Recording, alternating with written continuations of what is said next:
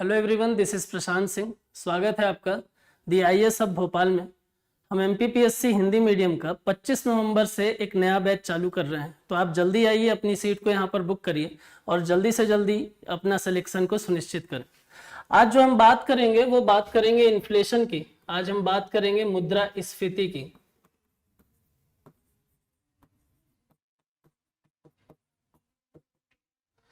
मुद्रास्फीति का मतलब ये होता है कि जैसे मान लीजिए कि दो चीजें, एक है गुड्स और सर्विसेज, जिसको आप वस्तु और सेवाएं कहते हैं।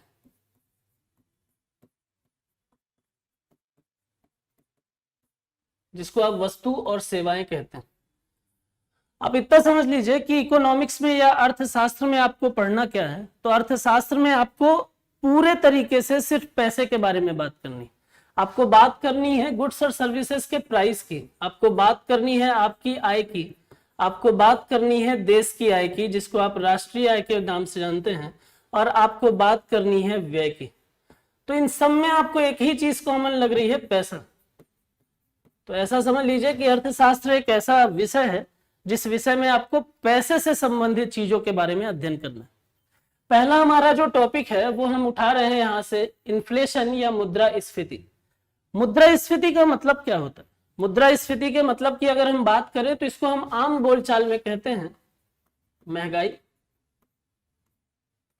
और महंगाई का क्या मतलब होता है ये मुझे बहुत डिटेल में आपको समझाने की जरूरत नहीं है। सीधे तौर पर अगर मैं आपसे बात करूं तो यहां हम बोल सकते हैं कि वस्तु एवं सेवाओं के मूल्यों में, वस्तु एवं सेवाओं के मूल्यों में अगर वृद्धि देखने को मिल रही है तो हम क्या बोल देते हैं? हम बोलते हैं कि महंगाई आ गई। और अर्थशास्त्र की भाषा में इसी महंगाई को हम क्या बोल देते हैं? मुद्रास्फीति। मुद्रास्फीति या महंगाई किसी भी अर्थव्यवस्था में अगर आती है तो वो एक समस्या के रूप में होती है। अब मैं अगर आपको दूसरे सेंस में बात करूं, मैं अगर आपको ये बोलता हूं कि अगर किसी देश में महंगाई है तो वो अच्छी भी हो सकती है, तो आपको लगेगा कि सर ये कैसी बातें हो रही, महंगाई कब से अच्छी हो गई? तो महंगाई की अगर हम बात करें तो महंगाई किसी भी देश में अच्छी तब हो सकती है जो अपनी सीमा में रहे, जो अपने लिमिट में रहे।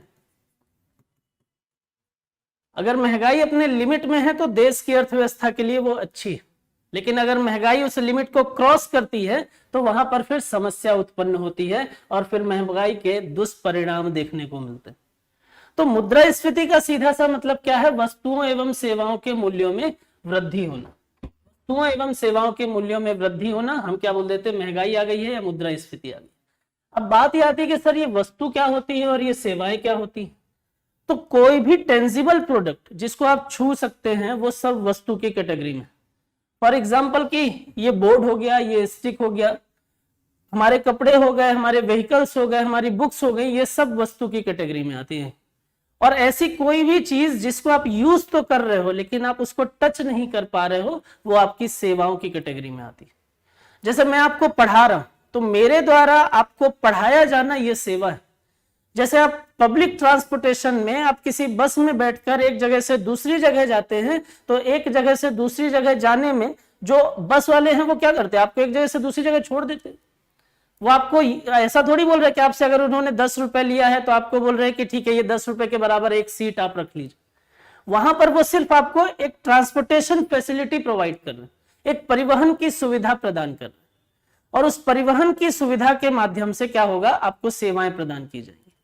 तो उसको आप यूज तो कर रहे हो लेकिन आप उसको टच नहीं कर पा रहे हो। जैसे आप अपने मोबाइल का रिचार्ज कराते हैं तो मोबाइल के रिचार्ज में चीजें किस प्रकार से कि आपने रिचार्ज कराया, आपने बातें की, इंटरनेट यूज किया, लेकिन आपको कोई सामान नहीं मिला उस 600-700 रुपए के बदले। तो यहां पर कैसी सिचुएशन दिख रही है? यहां ये बोला जा रहा है कि अगर कोई टेंजिबल प्रोडक्ट है जिसको आप छू सकते हैं, फिजिकल फॉर्म में है, तो वो वस्तु है, और ऐसे कोई भी चीज जिसको आप छू नहीं सकते वो सेवाएं कहलाएंगी। तो यहां पर बात किसकी होगी? वस्तु और सेवाओं की बात। दूसरी चीज यहां पर क्या दिखाई देती है? दो और शब्द हैं हमारे पास में जो आपको पता होना चाहिए अगर आप मुद्रास्फीति पढ़ रहे हैं तो, मांग एवं आपूर्ति।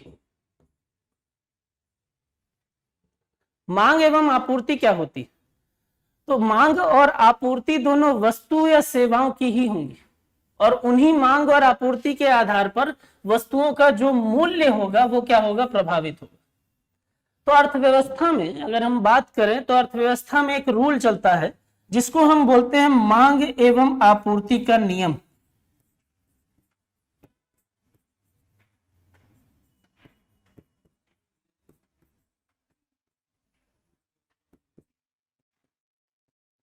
मांग एवं आपूर्ति का नियम। अब इस मांग एवं आपूर्ति के नियम का एक रूल ये कहता है कि अगर डिमांड ज्यादा हो जाएगी, मांग ज्यादा हो जाएगी, किससे, सप्लाई से, आपूर्ति से, तो वहां पर प्रोडक्ट के जो प्राइस होंगे, जो मूल्य होगा वो क्या हो जाएगा, बढ़ जाएगा। तो आपके मांग के आधार पर आपके वस्तुओं के मूल्यों में क्या हो जाती है, वृद्धि हो जाती है। आपके मांग के आधार पर आपके सेवाओं के मूल्यों में वृद्धि हो जाती है। तो यहां पर किस तरीके की चीजें, आपको इतनी बात समझ में आएगी कि सर मांग और आपूर्ति के आधार पर चीजें किस प्रकार से हैं कि वो वस्तु और सेवाओं के मूल्यों में क्या करेंगे, प्रभाव डालेंगे। अब यहां पर दूसरा रूल इसका क्या कहता है, तो दूसरा रूल कहता है कि अगर demand is less than supply, अगर मांग जो है वो आपूर्ति से कम हो रही है, तो वहां पर जो मूल्य होंगे उन पर क्या असर पड़ेगा, तो वस्तु और सेवाओं के मूल्य क्या होने लगेंगे, गिरने लगेंगे। तो ये दो रूल हैं जो मांग और आपूर्ति के आधार पर यह सुनिश्चित किया जाता है, जिनके आधार पर कि अगर मांग ज्यादा होगी आपूर्ति से तो मूल्य बढ़ेंगे, अगर मांग कम होगी आपूर्ति से तो मूल्यों में गिरावट दर्ज हो जाएगी। इतनी दो चीजें आपको याद रखनी है यहां पर। अब मैंने आपको क्या बोला कि वस्तुओं एवं सेवाओं में मूल्यों में बढ़ने की स्थिति को आप क्या बोल रहे हैं, आप मुद्रास्फीति बोल रहे हैं। और उसी मुद्रास्फीति को आम बोलचाल में आप किस नाम से जानते हैं, महंगाई के नाम से जानते हैं। अब आपको मुद्रास्फीति का मतलब समझ में आ गया, आपको वस्तु और सेवाओं का मतलब समझ में आ गया, आपको आय व्यय जैसी चीजें दिखाई दे रही हैं, आपको मांग और आपूर्ति समझ में आ गई। तो अब बात आती है कि सर ये मुद्रास्फीति आती क्यों है, या आती कैसे है, या कितने प्रकार की हो सकती है, या इसके प्रभाव क्या पड़ सकते हैं। अगर ये किसी भी देश में है तो क्या ये अच्छी है या ये बुरी है। तो अभी तक अगर आप ये जानते थे कि महंगाई जो है वो हमेशा बुरी ही हो सकती है, तो आज मैं आपको बता देता हूं कि महंगाई एक लिमिट तक अगर हो तो वो उस देश की अर्थव्यवस्था के लिए अच्छी भी हो सकती है। तो यहां पर चीजें किस प्रकार से दिखाई दे रही हैं, आगे देखते हैं। अब जैसे मान लीजिए कि मुद्रास्फीति के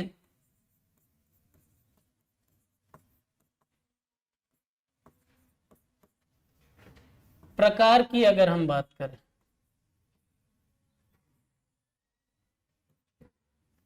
मुद्रास्फीति के अगर प्रकार की अगर हम बात करें तो एक परसेंटेज के हिसाब से जो महंगाई आ रही है, अगर वो परसेंटेज के हिसाब से आप उसको डिवाइड करते हैं तो उन परसेंटेज के हिसाब से प्रतिशत के आधार पर चीजें जो हैं वो अलग अलग रूपों में दिखाई देती। तो यहां पर आपको कुछ नहीं देखना है, सिर्फ याद रखना है कि कितने परसेंट से लेकर कितने परसेंट तक क्या चीजें होंगी, कितने परसेंट से लेकर क्रीपिंग होगा, कितने से लेकर क्या होगा, आपको याद रखना। अब यहां पर आपको जो मुद्रास्फीति के प्रकार दिखेंगे उनके नाम थोड़े अजीब हैं, इसलिए मैं हिंदी और इंग्लिश में दोनों में सजेस्ट करता हूं कि आप इंग्लिश वर्ड भी इसका याद रखें। अब देखिए यहां पर क्या चीजें दिखाई देने, तो पहला ये बोल रहा है कि अगर किसी भी देश में फाइनेंशियल ईयर में, वित्तीय वर्ष में या क्वार्टर में, किसी भी देश में 0 से 3% तक महंगाई देखने को मिले तो वहां हम बोल देते हैं कि उस देश में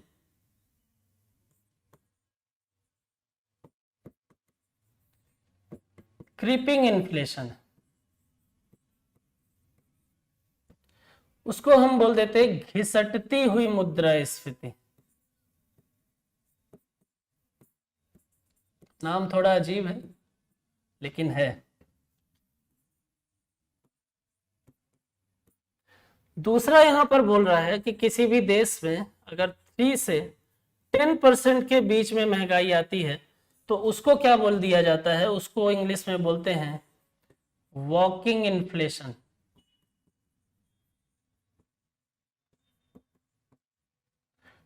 हिंदी नाम है इसका चलती हुई मुद्रास्फीति। थर्ड अगर हम पॉइंट की अगर बात करें इसमें, तो वहां पर आपको दिखाई देता है 10% से लेकर 30% तक चीजें। तो यहां बोल देते हैं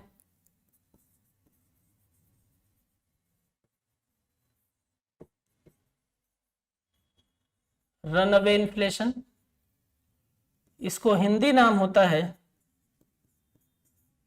दौड़ती हुई मुद्रास्फीति। और फोर्थ टाइप होता है इसका, अगर 30 के भी ऊपर किसी कंट्री में महंगाई देखने को मिले तो वहां पर बोल देते हैं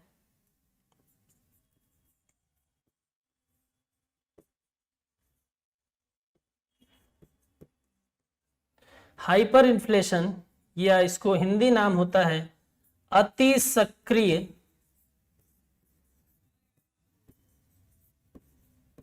मुद्रास्फीति। अब इन परसेंटेज के बेसिस पर चीजें किस प्रकार की दिखाई दे रही हैं? परसेंटेज के बेसिस पर आपको ऐसी चीजें दिखाई दे रही हैं कि यहां पर अगर एक लिमिट में चीजें होंगी तो वो बोल दिया जाएगा कि क्रीपिंग है। यहां पर अगर एक लिमिट में होगा तो बोल देंगे कि वॉकिंग है, एक लिमिट में होगा तो बोल देंगे कि रन अवे है, और उस लिमिट से ज्यादा हो जाएगा तो बोल देंगे कि अति सक्रिय मुद्रास्फीति। अब इस अति सक्रिय या घिसटती या चलती या दौड़ती में फर्क क्या होता है? तो यहां पर बोला जाता है कि ये एक ऐसी कंडीशन है जहां पर महंगाई बहुत धीमी गति से आगे बढ़ रही है, बहुत धीमी गति से। मतलब यहां पर रीजन कुछ भी हो सकते हैं, यहां पर मांग जो है वो कम हो सकती है, यहां पर चीजें जो है वो डेवलप्ड फॉर्म में हो सकती हैं या किसी भी स्थिति में हो सकती हैं। तो जहां पर घिसटती हुई मुद्रास्फीति होगी वहां मतलब ये होता है कि वहां पर चीजें किस प्रकार की हैं, महंगाई बहुत कम। तो वहां बोल दिया जाता है किस देशों में ऐसी देखने को मिलती है, तो मेनली जो विकसित देश होते हैं उन देशों में आपको क्रीपिंग इन्फ्लेशन देखने को मिलता है। सेकंड अगर हम बात करें तो यहां पर महंगाई की स्पीड जो होती है, गति जो होती है वो क्या होती है, इसके कंपेयर में थोड़ा ज्यादा होती है, और ये सामान्य तौर पर विकासशील देशों में देखने को मिलती है। सामान्य तौर पर विकासशील देशों में देखने को मिलती है। अब ये पहले और दूसरे टाइप की अगर महंगाई है तो ये किसी भी देश में एक ठीक ठाक कंडीशन के रूप में देखा जाएगा।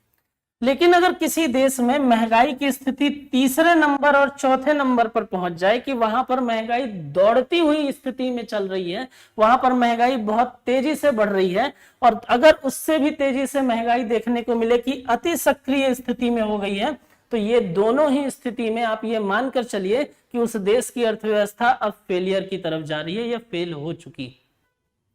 इसलिए जरूरी हो जाता है क्या करने का, इसलिए जरूरी हो जाता है कि महंगाई को आप क्या करें, आप कंट्रोल करें। तो आप लगातार सुनते हैं कि आरबीआई क्या करती है, आरबीआई एक नीति बनाती है जिसको क्या बोल देते हैं, मौद्रिक नीति। तो आरबीआई कोशिश करती है फिर इसमें नियंत्रण करने की, किसमें नियंत्रण की, मुद्रास्फीति जैसी चीजें जो है वो सही तरीके से चलती रहे, मुद्रास्फीति जैसी चीजें जो है वो एक लिमिट में चलती रहे। तो वहां पर बोल दिया कि आरबीआई क्या कर रही है, इंडिया में मौद्रिक नीति बना रही है। तो इसको हम आगे के टॉपिक में डिस्कस करेंगे। अभी आप इतना समझ लीजिए कि आपको इतनी बात समझ में आ गई कि मुद्रास्फीति किसी भी देश के लिए अच्छी तब तक ही हो सकती है जब तक कि वो लिमिट में रहेगी। अगर वो उस लिमिट को क्रॉस करती है तो भी समस्या। और अगर मैं आपको ये बोलूं कि मुद्रास्फीति कम होती है और एक लिमिट से कम हो जाती है तो भी देश में समस्या है। मतलब कि चीजें अगर बहुत ज्यादा सस्ती हो रही हैं तो भी दिक्कत। कैसे दिक्कत है अभी आगे हम बात करते हैं। तो यहां पर हमने क्या देखा, परसेंटेज के बेसिस पर हमने क्या कर दिया, मुद्रास्फीति को इन 4 भागों में विभाजित कर दिया। 0 से 3% है, ठीक है, विकसित देशों में देखने को मिलता है घिसटती हुई मुद्रास्फीति की, महंगाई धीमी गति से चल रही। 3 से 10% है, वॉकिंग इन्फ्लेशन है, बोला कि ठीक है चलती हुई मुद्रास्फीति है। नेक्स्ट अगर बात करें तो यहाँ पर 10 से 30% है, और 30 से ऊपर है तो समस्या इस प्रकार की हो जाती है कि महंगाई कंट्रोल के बाहर हो जाती है। और फिर आपने अलग अलग स्थितियां देखी हैं कि जर्मनी के इकोनॉमी को फेल होते आपने देखा है, वेनेजुएला की इकोनॉमी को फेल होते देखा है, श्रीलंका की इकोनॉमी को फेल होते देखा है, ग्रीस की इकोनॉमी को फेल होते देखा है।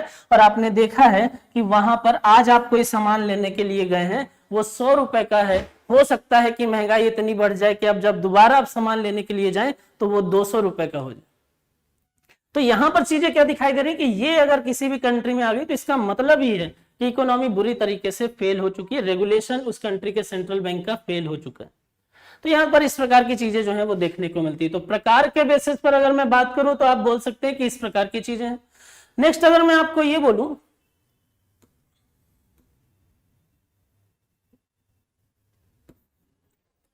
कि किस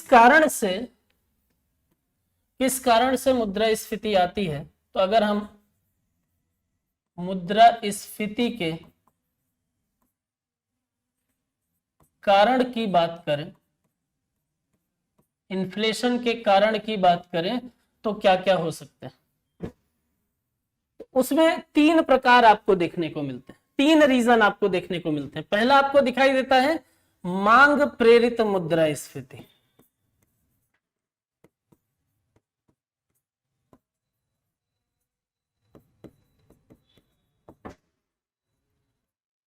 दूसरा आपको दिखाई देता है लागत प्रेरित मुद्रास्फीति।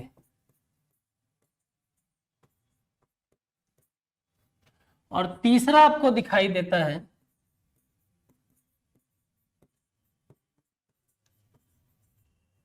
संरचनात्मक मुद्रास्फीति।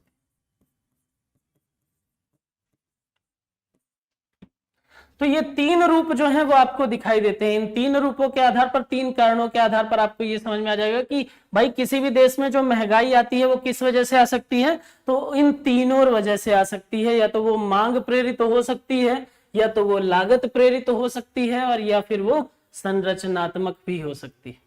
अब इन 3 आधारों की अगर हम बात करें तो क्या क्या चीजें होती हैं, किस वजह से ये चीजें देखने को मिलती हैं। तो यहां पर अगर मैं आपको ये बोलूं कि मांग प्रेरित मुद्रास्फीति, तो अभी मैंने थोड़ी देर पहले आपको एक नियम बताया था जिसमें मैंने आपको ये बोला था मांग और आपूर्ति के आधार जो मूल्य होते हैं वस्तु और सेवा के, वो अप या डाउन होने लगते हैं, उनमें वृद्धि या गिरावट देखने को मिलती है। तो यहां पर किस प्रकार की चीजें दिखाई देंगी कि मांग प्रेरित मुद्रास्फीति में अगर मान लीजिए कि वृद्धि किस वजह से हो रही है, मुद्रास्फीति जो है वो किस वजह से आ रही है, तो अगर वहां पर ऐसी स्थिति है कि मुद्रास्फीति मांग में वृद्धि के कारण आ रही है, तो हम क्या बोल देंगे कि ये मांग प्रेरित मुद्रास्फीति। फॉर एग्जांपल कि अगर मान लीजिए कि किसी भी वस्तु को खरीदने वालों की संख्या जो है वो बढ़ जाए, किसी भी वस्तु को खरीदने वालों की संख्या में अगर वृद्धि हो जाएगी, तो वहां पर क्या बोल दिया जाएगा कि वस्तुओं के मूल्यों में भी वृद्धि हो जाएगी। फॉर एग्जांपल कि जैसे मान लीजिए कि मेरे पास में एक बॉटल है, अब इस बॉटल का प्राइस जो है वो है 20 रुपीज। अब इस 20 रुपीज में ये आखिरी बॉटल है इस क्लास की, तो मैं आपको ये बोलता हूं कि मैं अब इस बॉटल को क्या कर रहा हूं, सेल कर रहा हूं। अब अगर मान लीजिए इस बॉटल को सेल करने के लिए इसका मैं नीलामी कर रहा हूं और खरीदने के लिए 10, 12, 20, 25 लोग आ जाए, तो कोई व्यक्ति बोलेगा कि सर हमको ये 30 रुपीज में दे दीजिए, कोई बोलेगा कि सर हमको 50 रुपीज में दे दीजिए, कोई बोलेगा कि सर हमको 100 रुपीज में दे दीजिए, तो मैं 100 रुपीज से लेकर उस व्यक्ति को ये बॉटल प्रोवाइड कर दूंगा।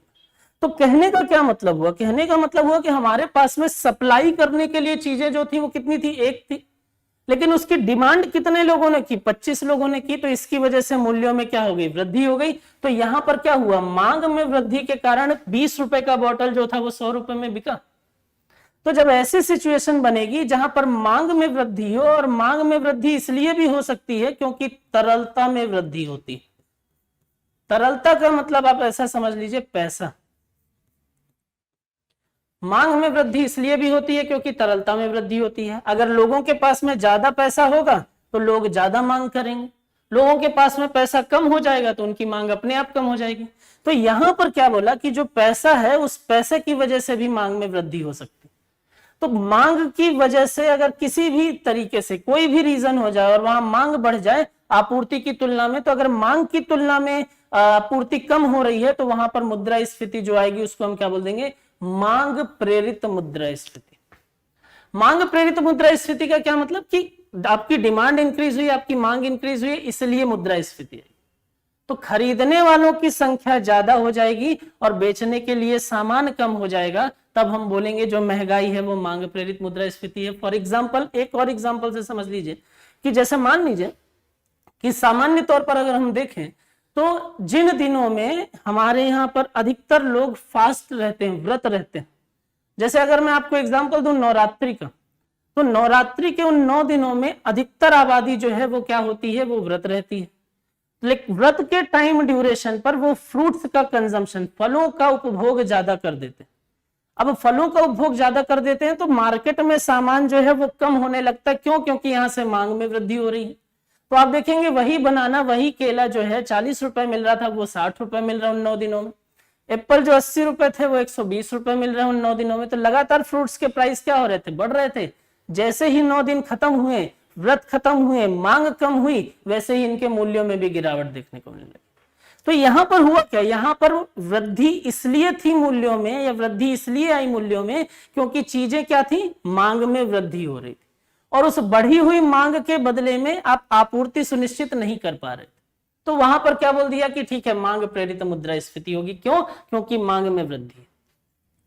दूसरा अगर मैं बात करूं तो यहां पर बोलता है कॉस्ट या लागत।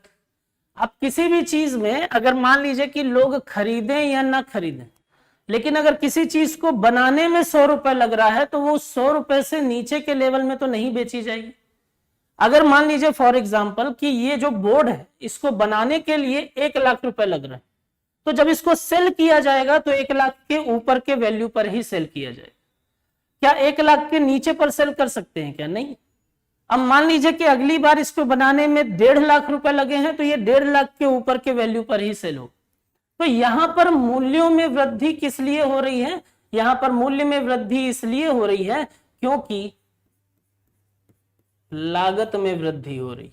तो जब लागत में वृद्धि होगी तो मूल्य में अपने आप वृद्धि हो जाएगी। लोग खरीदे नहीं खरीदे उससे फर्क नहीं पड़ता, लेकिन अगर लागत बढ़ जाएगी, अगर कॉस्ट बढ़ जाएगी, तो वहां पर मूल्यों में वृद्धि क्या हो जाएगी? अपने आप ही हो जाएगी। फॉर एग्जाम्पल कि जैसे मान लीजिए कि एक कार, अब एक कार का प्राइस जो है वो 10 लाख रुपए है। उसके बाद चीजें कुछ इस प्रकार से हो जाती हैं कि अगले साल उस कार के प्रोडक्शन के लिए स्टील के रेट, जो रॉ मटेरियल के फॉर्म में अगर हम यूज करें, तो स्टील के रेट जो है वो क्या हो जाते हैं? बढ़ जाते हैं। जैसे आपने कोविड के पहले टाइम ड्यूरेशन में आपने क्या देखा है कि चाइना और यूएसए को लेकर चीजें कुछ इस प्रकार की दिखाई दे रही थी कि वहां स्टील के इंपोर्ट और एक्सपोर्ट को लेकर कोल्ड वॉर जैसी स्थिति थी। तो उसका असर जो है वो वर्ल्ड के दूसरे कंट्री पर भी देखने को मिल रहा था। तो स्टील के प्राइस क्या हो रहे थे? महंगे हो रहे। तो मान लेते हैं कि हम जो प्रोडक्शन कर रहे हैं कार का, उसमें स्टील और टायर जो है उनके रबड़ के प्राइस क्या हो जाते हैं? महंगे हो जाते हैं। तो जब इनके प्राइस महंगे होंगे तो हमको कार बनाने में जो स्टील का यूज कर रहे हैं, जो मटेरियल का यूज कर रहे हैं, जो रबड़ का यूज कर रहे हैं, उसके ओवरऑल प्राइस में क्या होगा? इंक्रीमेंट देखने को मिलेगा। अब आपका क्या बढ़ रहा है? आपका सिर्फ लागत बढ़ रहा है। इस लागत के बढ़ने के कारण आपका फाइनल प्राइस जो था वो क्या हो गया? इंक्रीज हो गया। और प्राइस के इंक्रीमेंट को ही तो आप क्या बोलते हैं? आप मुद्रास्फीति बोलते हैं। अगर मूल्यों में वृद्धि हो रही है उसी को तो आप मुद्रास्फीति बोल रहे हैं ना। तो यहां पर मूल्यों में वृद्धि किस वजह से हुई है? लागत की वजह से। लोग खरीदे नहीं खरीदे उससे फर्क नहीं पड़ता, लेकिन लागत बढ़ रही है तो मुद्रास्फीति आएगी आएगी। तो इसको क्या बोल दिया कि जब अर्थव्यवस्था में वस्तुओं एवं सेवाओं के मूल्यों में वृद्धि लागत में वृद्धि के कारण हो, तो वहां पर बोला जाता है कि लागत प्रेरित मुद्रास्फीति, या इसी को कॉस्ट पुश इन्फ्लेशन के नाम से जाना जाता है। दो टाइप आपको क्लियर हो गए होंगे कि यहां पर क्या हो रहा है? यहां पर डिमांड इंक्रीज हो रही है। यहां पर क्या हो रहा है? यहां पर कॉस्ट इंक्रीज हो रही है। डिमांड इंक्रीज होगा तो डिमांड पुल हो जाएगा, कॉस्ट इंक्रीज होगा तो कॉस्ट पुश, डिमांड बढ़ेगा तो मांग प्रेरित, और लागत बढ़ेगी तो लागत प्रेरित मुद्रास्फीति। अब तीसरे अगर टाइप की बात करें तो इसमें दो चीजें देखने को मिलती हैं, एक तो परिवहन और दूसरा भंडारण। अब अगर मान लीजिए परिवहन के कारण अगर चीजें महंगी हो रही हैं तो भी संरचनात्मक, अगर भंडारण के कारण चीजें महंगी हो रही तो भी, मतलब आप ऐसा समझ लीजिए कि किसी भी संरचना की स्थिति के कारण अगर वस्तुओं के मूल्यों में वृद्धि हो रही तो वो संरचनात्मक होगा। जैसे अगर मैं बात करूं तो दो रीजन आपके सामने मैं प्रस्तुत करता हूं। यहां पर देखिए, एक है परिवहन। जैसे मान लीजिए कि आपका यहां पर क्या हो रहा है? प्रोडक्शन हो रहा है। प्रोडक्शन कहां हो रहा है? भोपाल में।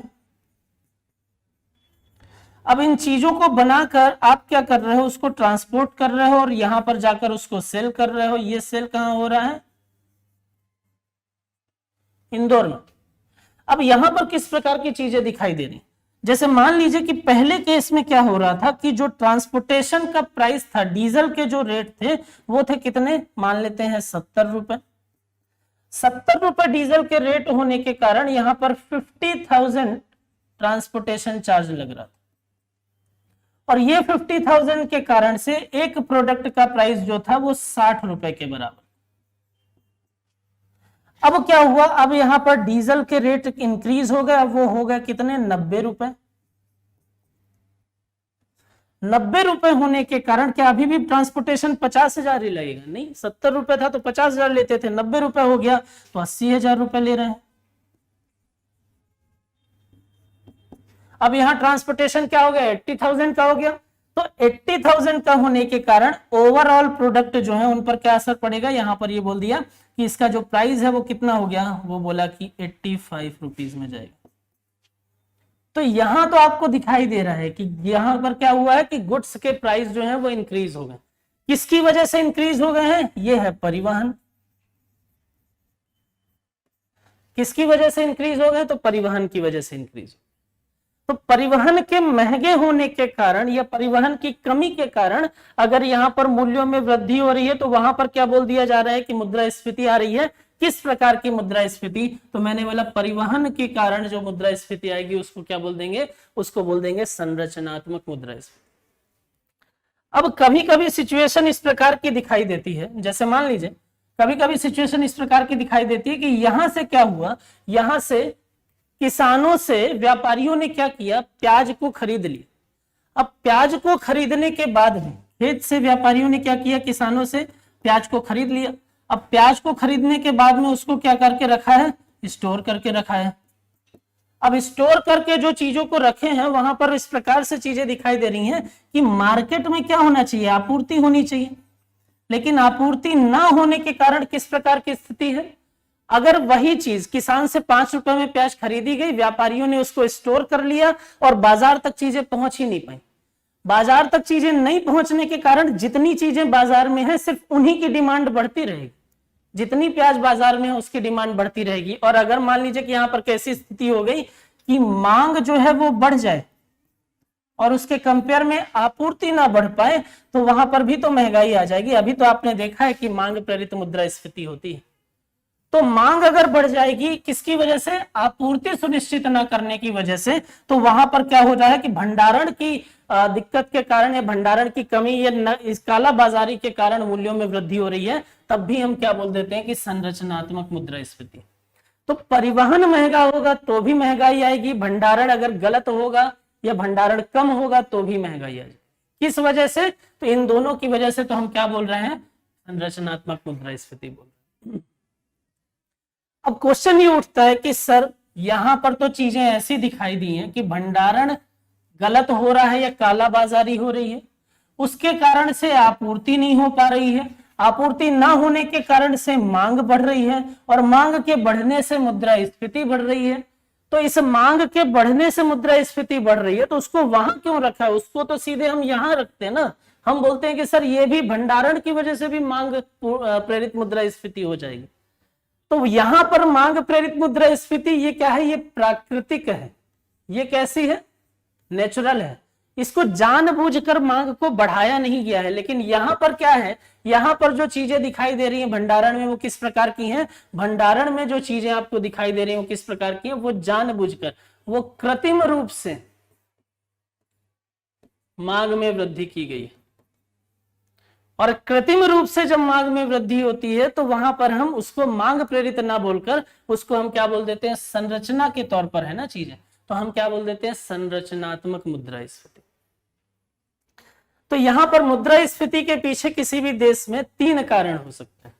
3 कारण क्या, तो पहला या तो मांग प्रेरित मुद्रास्फीति, लोगों के पास पैसा ज्यादा हो जाए तो दिक्कत, लागत प्रेरित मुद्रास्फीति, आपकी लागत बढ़ने लगे तो समस्या, और अगर इस प्रकार की संरचनाएं आपको देखने को मिले तो समस्या देखने को मिल सकती है। तो यहां पर क्या बोल दिया कि इस प्रकार से किसी भी देश में वस्तुओं एवं सेवाओं के मूल्यों में वृद्धि देखने को मिल सकती है और हम बोल देते हैं कि मुद्रास्फीति जन्म ले रही। अब क्वेश्चन ये उठता है, कभी कभी अच्छा आपने ये सोचा है या लगातार बच्चे ये बोलते हैं कि सर सरकार ऐसा क्यों नहीं करती है कि जैसे गरीबी है, बेरोजगारी है, तो गवर्नमेंट ये करे कि गवर्नमेंट जो रोजगार दे रही है, सरकार जो रोजगार प्रदान कर रही है वो ऐसे थोड़े थोड़े स्टेप में क्यों प्रदान कर रही, स्टेप में प्रदान करती, कभी वो 200 वैकेंसी निकालती है, कभी वो 300 वैकेंसी निकालती है, कभी वो 1000 निकालती है। एक काम करे, 1 लाख वैकेंसी या 10 लाख वैकेंसी, जितने पद खाली हैं वो एक साथ प्रदान कर दे। तो क्वेश्चन ये उठता है कि क्या सरकार के पास इतना पैसा है कि वो सैलरी वगैरह दे दे। तो वो चीजें अगर हम मान के चलें कि गवर्नमेंट के पास पैसा है, वो सैलरी दे सकती है, तो क्या हम ऐसा कर सकते हैं कि जो रोजगार दे रहे हैं उस रोजगार में क्या ऐसी चीजें हो सकती है कि वो एक साथ एक बल्क में रोजगार दे दें, अलग से वहां पर देखने को नहीं कि आप स्टेप बाय स्टेप मत चलिए, आप एक साथ दे दीजिए। कभी आपने ये सोचा है? तो गवर्नमेंट जो है, गवर्नमेंट क्यों नहीं ऐसा करती है? उसको तो ठीक है, एक ही बार ये प्रोसेस करनी है, एक ही बार रोजगार देना है।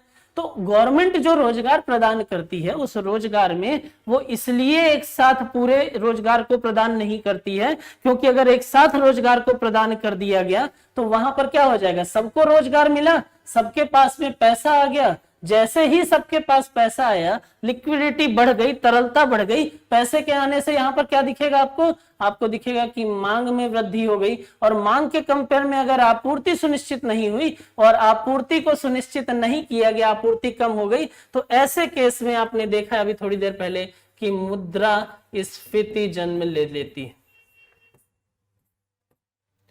तो अगर रोजगार को एक लिमिट में नहीं दिया गया, रोजगार को एक रेगुलेशन के साथ, एक नियंत्रण के साथ में नहीं दिया गया, तो इस बात की संभावना है कि क्या स्थिति बन जाएगी, मुद्रास्फीति की स्थिति बन जाएगी। तो बोले सरकार किस प्रकार से, सर अगर हम बात करें तो सरकार किस प्रकार से रोजगार देती है? तो गवर्नमेंट जो है वो इस रोजगार को देने के लिए एक कॉन्सेप्ट अपनाती है जिसको बोलते हैं नायरू। सरकार जो प्रणाली अपनाती है उसको बोलते हैं नायरू। नायरू में ये किया जाता है, इसका फुल फॉर्म आप याद रखिएगा, इसको बोलते हैं non accelerating inflation rate of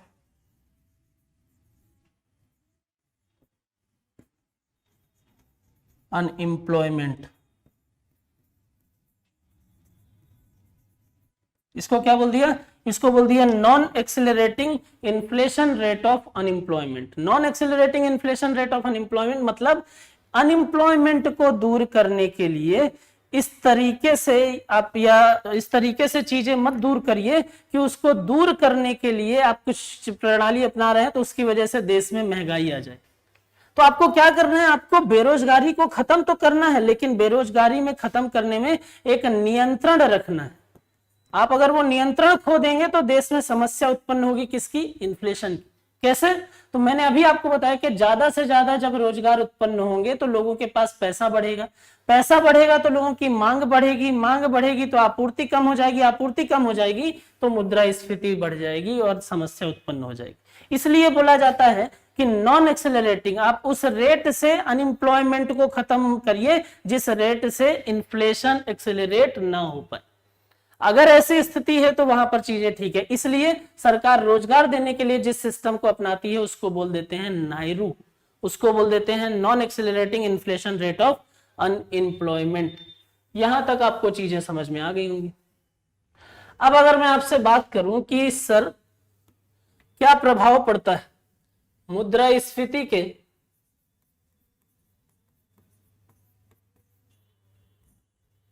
प्रभाव की, अगर मैं बात करूं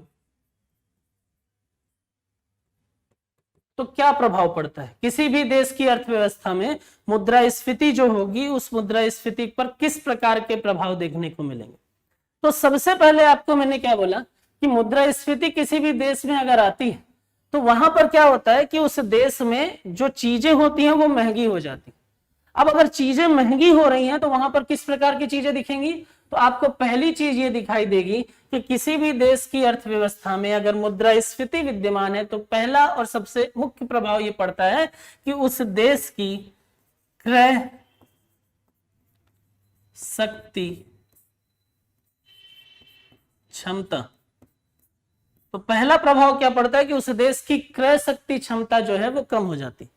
बोले सर क्रय शक्ति क्षमता का क्या मतलब होता है? क्रय शक्ति क्षमता या परचेजिंग पावर का मतलब होता है कि जैसे मान लीजिए कि आप 100 रुपए लेकर मार्केट में जाते हैं और उस 100 रुपए के बदले आप मार्केट में पहले आप क्या कर रहे थे, 100 रुपए लेकर जब आप मार्केट जा रहे थे तो उस मार्केट में आप 5 यूनिट प्रोडक्ट का कंजम्पशन कर पा रहे थे। दूसरे केस में आपको यह दिखाई देता है कि महंगाई आ गई है, महंगाई का प्रभाव देखने को मिल रहा है। अब महंगाई का प्रभाव इस प्रकार से कि अब भी आप क्या कर रहे हैं, वही 100 रुपए लेकर मार्केट में जा रहे हैं। 100 रुपए लेकर मार्केट में जब गए तो पहले आप 5 चीजों को खरीद पा रहे थे, अब आप क्या कर पा रहे हैं, 4 ही चीजों को खरीद पा रहे हैं। पहले जो प्रोडक्ट था वो कितने में था, 25 रुपए में था तो 5 चीजें मिल जा रही थी, सॉरी 20 रुपए में था तो 5 चीजें मिल जा रही थी। अब उस प्रोडक्ट का प्राइस कितना हो गया है, महंगाई के कारण 25 रुपए हो गया है। तो उसी 100 रुपए में से जहां पहले 5 यूनिट चीजें खरीद पा रहे थे, अब वहीं से आप 4 यूनिट चीजों को कंज्यूम कर पा रहे। तो पहला प्रभाव यह पड़ता है कि किसी भी देश की अर्थव्यवस्था में अगर मुद्रास्फीति आती है तो उस देश की घरेलू मुद्रा मतलब कि अगर हम इंडिया की बात करें तो हमारे लिए जो घरेलू मुद्रा होगी वो क्या होगी, वो होगी रुपया। तो उस देश की घरेलू मुद्रा जो है उस पर क्या प्रभाव पड़ेगा, उसकी क्रय शक्ति क्षमता कम हो जाएगी। जैसे मैंने यहां पर बोला कि 100 रुपए में पहले 5 चीजें खरीद पाते थे, अब महंगाई के आने से 100 रुपए में आप 4 ही चीजों को खरीद पा रहे।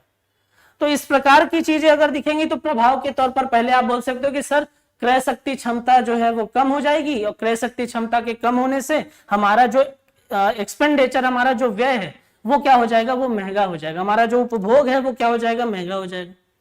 तो पहला प्रभाव यही पड़ेगा कि आपका उपभोग महंगा हो गया, आपके पास पैसा है, उसकी क्रय शक्ति क्षमता कम हो गई।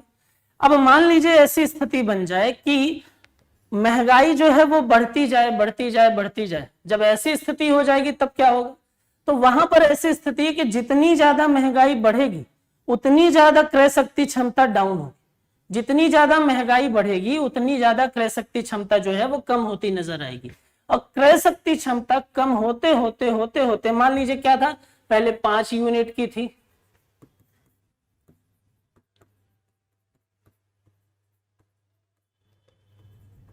मान लीजिए क्रय शक्ति क्षमता पहले 5 यूनिट की थी, फिर महंगाई आई तो 4 यूनिट की हो गई, फिर महंगाई आई 3 यूनिट की हो गई, फिर महंगाई आई तो 1 यूनिट की हो गई, और फिर महंगाई आई तो एक समय ऐसा आता है कि अब आप उससे किसी भी प्रकार से कोई भी चीज नहीं खरीद सकते। अब यह हुआ कि उस पैसे से अब आप किसी भी चीज का परचेजिंग नहीं कर सकते। तो हमने क्या बोला, उसकी जो परचेजिंग पावर कैपेसिटी है, उसकी जो क्रय शक्ति है, वो क्रय शक्ति क्या हो गई, शून्य हो गई।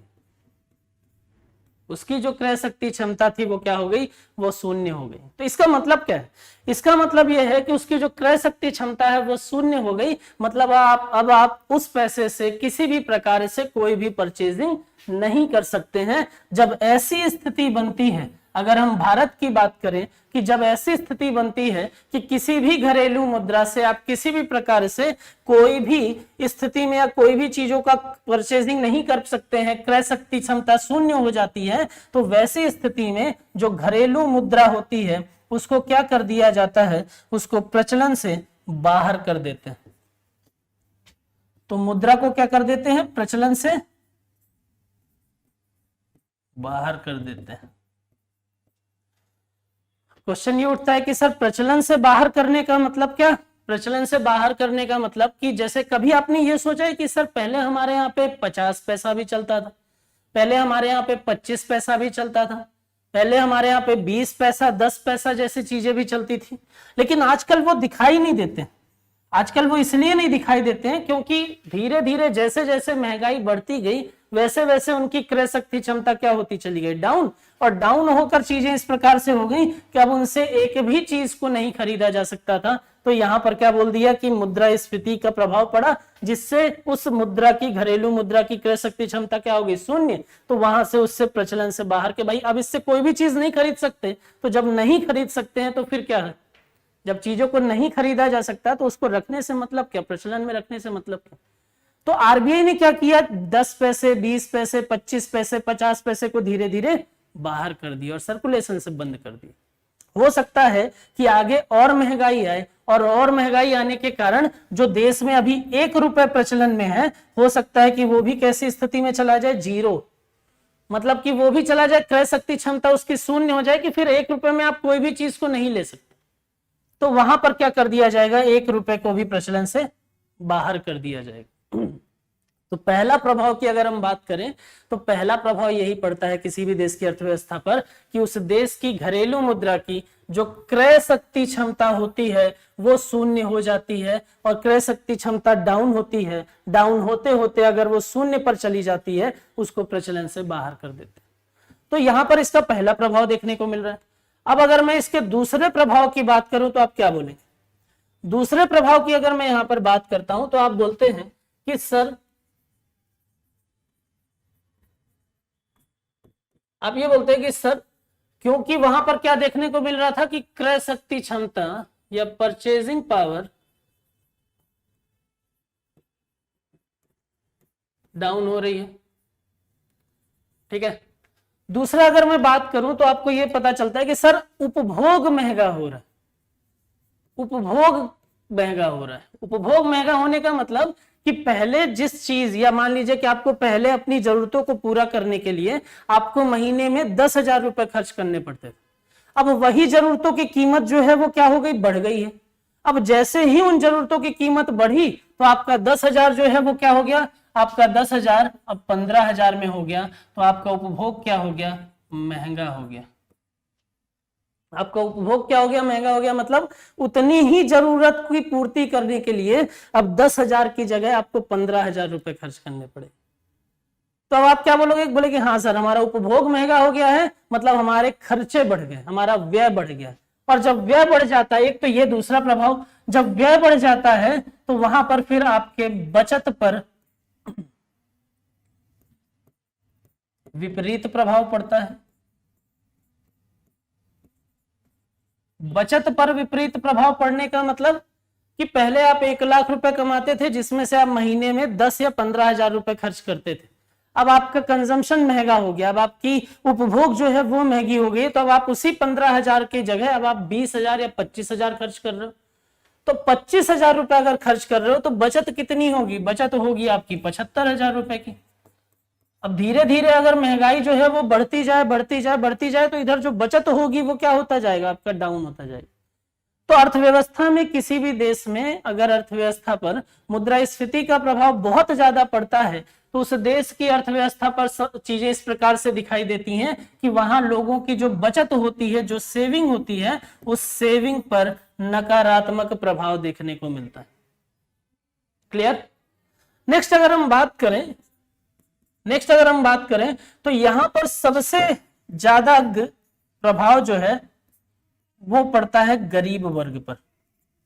मुद्रास्फीति का सबसे ज्यादा प्रभाव जो है वो गरीब वर्ग पर देखने को मिलता है। अमीरों को बहुत ज्यादा फर्क नहीं पड़ता, मिडिल क्लास जो है वो सरवाइव करता ही रहता है कुछ चीजों को लेकर, और गरीब वर्ग जो है वो स्थिति उसकी ऐसी, जैसे मान लीजिए एक रिक्शा पुलर, एक रिक्शा चालक, तो रिक्शा चालक क्या करता है, डेली वो काम करता है, डेली रात में पैसे कमा कर आता है और डेली खर्च करता है।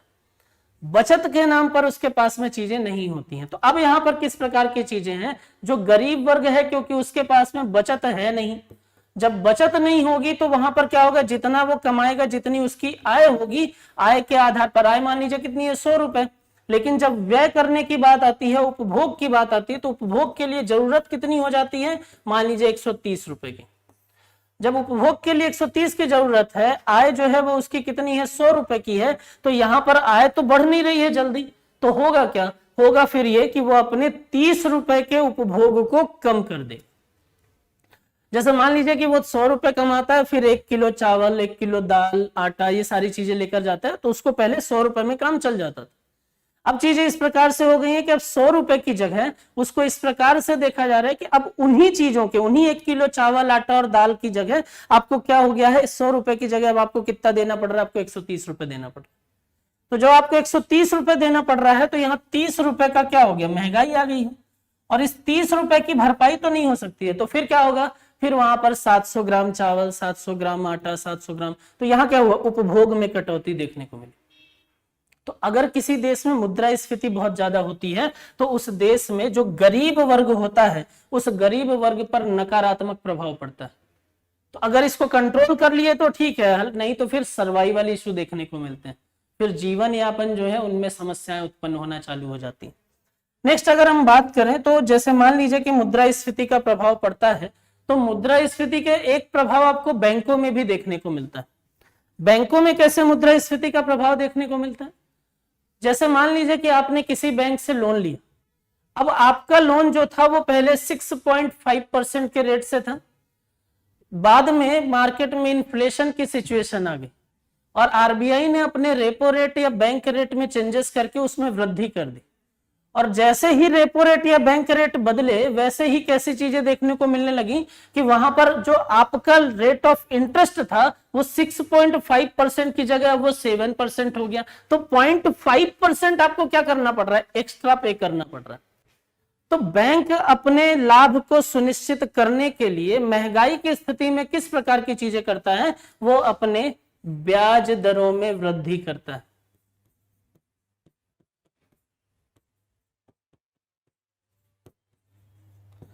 वो क्या करता है, वो अपने ब्याज दरों में वृद्धि करता है। तो अगर आप प्रभाव की बात करेंगे तो यहां पर चीजें इस प्रकार से, और अगर ब्याज दरों में वृद्धि की हम बात करें तो किस प्रकार की चीजें, अगर मान लीजिए कि आपको लोन जो दिया है वो महंगा पड़ रहा है, तो लोन आपको महंगा हो जाएगा, मुद्रास्फीति के कारण इंटरेस्ट रेट बढ़ जाएंगे। एक तो ये है, आप उपभोग के उद्देश्य से कर रहे हो, लेकिन बहुत सारे लोग ऐसे हैं जैसे जो निवेशक हैं, जो बिजनेसमैन, जो चीजों के प्रोडक्शन के लिए मार्केट से लोन ले रहे हैं, तो जब लोन लेना महंगा होगा तो ये तो निवेशकों के लिए भी लोन लेना महंगा होगा ना। अब निवेशकों के लिए लोन लेना महंगा हो गया, फॉर एग्जांपल कि जैसे मान लीजिए कि ये एक रिमोट है, अब इस रिमोट को बनाने वाली कंपनी को पैसे की रिक्वायरमेंट है, वो पैसा लोन लेकर रिक्वायरमेंट को फुलफिल करेगी और उसके बाद इस रिमोट के प्रोडक्शन करेगी। अब चीजें किस प्रकार की दिखाई दे रही हैं कि उसको जो लोन मिल रहा है वो लोन अब बढ़े हुए रेट पर मिल रहा है। इसका मतलब क्या है, इसका मतलब यह है कि उसकी जो लागत है वो बढ़ गई, क्योंकि जितना आपको महंगा लोन मिलेगा उतनी आपकी लागत महंगी होगी, और जितनी आपकी लागत महंगी होगी अंतिम उत्पादित वस्तुओं के मूल्यों में उतनी वृद्धि देखने को मिलेगी। तो अगर ऐसी स्थिति देखने को मिलती है, ब्याज दरों में वृद्धि देखने को मिलती है, तो निवेश क्या हो जाता है, निवेश भी महंगा हो जाता है। क्या हो जाता है, निवेश भी महंगा, और निवेश के महंगे होने के कारण जो अंतिम उत्पादित वस्तु है उस अंतिम उत्पादित वस्तु के मूल्य में भी वृद्धि देखने को मिलती है और मुद्रास्फीति और ज्यादा बढ़ जाती है। तो मुद्रास्फीति जो है वो और ज्यादा देखने को मिलेगी। तो यहां पर अगर हम बात करें प्रभाव की तो अलग अलग चीजें आपको देखने को मिली। क्रय शक्ति क्षमता डाउन हो रही है, समझ में आ रहा है कि खरीदने की जो क्षमता है वो कम हो गई। उपभोग महंगा हो गया है, ये भी समझ में आ रहा है, आपको आइडिया लग रहा है। बचत पर विपरीत प्रभाव, तो अगर आप सेविंग की बात करेंगे तो सेविंग आपकी धीरे धीरे क्या हो जाएगी, डाउन हो जाएगी। गरीब वर्ग की अगर आप बात करेंगे तो सबसे ज्यादा प्रभाव गरीब वर्ग पर पड़ता है। क्यों? क्योंकि उसके पास सरप्लस मनी का कमी देखने को मिलती है। ब्याज दरों में वृद्धि देखने को मिलेगी आपको, लेकिन इस केस में आपको यह ध्यान रखना है, अगर मैं आपको ये बोल रहा हूं हमेशा ये नहीं होता कि आपके ब्याज दरों में वृद्धि या कमी हो जाएगी। ये तभी होगा जब आपके द्वारा जो लोन लिया गया है वो फ्लोटिंग रेट ऑफ इंटरेस्ट से लिया गया है। आपके द्वारा जो लोन लिया गया वो इस प्रकार का है कि वो वेरी करेगा, वो आरबीआई के मॉनेटरी पॉलिसी के उपकरणों के मूल्यों के आधार पर वेरी करेगा, तब आपके इसमें वेरी होगी, तब ये मूल्यों में वृद्धि होगी, ब्याज में वृद्धि होगी। लेकिन अगर आपने फिक्स्ड रेट ऑफ इंटरेस्ट लिया है, मतलब आपने लिया है और वो हमेशा फिक्स रहेगा, वो आरबीआई की मॉनेटरी पॉलिसी कितनी भी चेंज होती रहे फर्क नहीं पड़ता। यहां पर तो कैसी चीजें देखने को मिलेंगी, यहां पर ये देखने को मिलेगा कि वहां आरबीआई का रेट बढ़ रहा है, लेकिन आप अगर 6% से लिए हो तो ये 6% ही रहेगा। लेकिन अगर यहां 6% से लिए और उधर वैल्यू चेंज हो गई तो ये बढ़कर 6.80% हो जाएगा। लेकिन ये हमेशा क्या रहेगा, जब तक मैच्योर नहीं हो जाएगा, जब तक ये परिपक्व नहीं हो जाएगा, तब तक चीजें किस प्रकार से दिखेंगी, ये दिखेंगी कि ये उसी रेट से आपको चुकाना रहेगा। तो किसी भी देश में जो अर्थव्यवस्था में मुद्रास्फीति आती है तो उस मुद्रास्फीति के रीजन क्या है, कारण क्या है, ये आपको समझ में आ गया है। उस मुद्रास्फीति के कितने प्रकार देखे जा सकते हैं ये भी आपको समझ में आ गया है। आपको ये भी समझ में आ गया है कि क्यों गवर्नमेंट जो है वो एक साथ रोजगार नहीं देती है, और आपको ये भी समझ में आ गया है कि किसी भी देश में अर्थव्यवस्था में कैसे चीजें देखने को मिलती है, क्या प्रभाव पड़ता है अगर मुद्रास्फीति आ जाती है। तो मुद्रास्फीति के जैसे ही आपको अलग अलग चीजों की अगर मैं बात करूं तो मुद्रास्फीति के जैसे ही अलग अलग चीजें हैं, जैसे मुद्रा संकुचन है, अलग अलग स्थितियां देखने को मिलती हैं अर्थव्यवस्था में, जैसे मुद्रा संकुचन है, अविस्फीति है, समृद्धि रहित मुद्रा स्फीति है, मंदी की स्थिति है। मंदी आपने लगातार सुना होगा, तो मंदी की स्थिति भी एक अर्थव्यवस्था की स्थिति ही है, जिसको भी हम डिस्कस करेंगे आगे। दूसरा कि मैंने आपको यह बोला कि किसी भी अर्थव्यवस्था में अगर मुद्रास्फीति बहुत ज्यादा हो रही है तो भी दिक्कत है, और मुद्रास्फीति बहुत कम हो रही है तो भी दिक्कत है। तो आपको इतनी बात अब समझ में आ गई होगी कि देश में चीजों का बैलेंस होना बहुत जरूरी, अर्थव्यवस्था का बैलेंस सिचुएशन में होना बहुत जरूरी है। तो इसके लिए क्या किया जा सकता है, कैसे करते हैं, तो आरबीआई हमारे यहाँ पे एक नीति बना रही है जिसको मौद्रिक नीति बोलते हैं। तो आगे की क्लास में हम उसके बारे में बात करेंगे। आई होप कि आपको मुद्रास्फीति के बारे में थोड़ा आइडिया लग गया होगा, आपको ये समझ में आ गया होगा कि ये देश के लिए अच्छी है कि खराब है। आपको ये समझ में आ गया होगा कि पूरी तरीके से इसको बढ़ा दे तो क्या हो सकता है, अगर ये बहुत कम हो जाए तो क्या हो सकता है, इसके प्रभाव क्या पड़ सकते हैं, इसमें कितने रूप देखने को मिल सकते हैं। आपको ये सारी चीजें जो है वो क्लियर हो गई होगी। नेक्स्ट वीडियो में मैं आपको अर्थव्यवस्था की और स्थितियों के बारे में बताऊंगा, और फिर हम ये देखेंगे कि कैसे पता चलता है, जैसे हम बोलते हैं ना कि 6% की वृद्धि हुई है, तो कैसे पता चलता है कि अर्थव्यवस्था में मुद्रास्फीति है, कैसे पता चलता है कि मुद्रा संकुचन की स्थिति है, तो हम इसके बारे में बात करेंगे। क्लियर? तो ऐसी चीजों को करने के बाद में, ऐसी चीजों को देखने के बाद में आपको धीरे धीरे अर्थशास्त्र और अर्थव्यवस्था से संबंधित जो भी क्वेरी थी, जो भी डाउट वगैरह उत्पन्न हो रहे थे, वो क्या हो जाएंगे, क्लियर हो जाएंगे।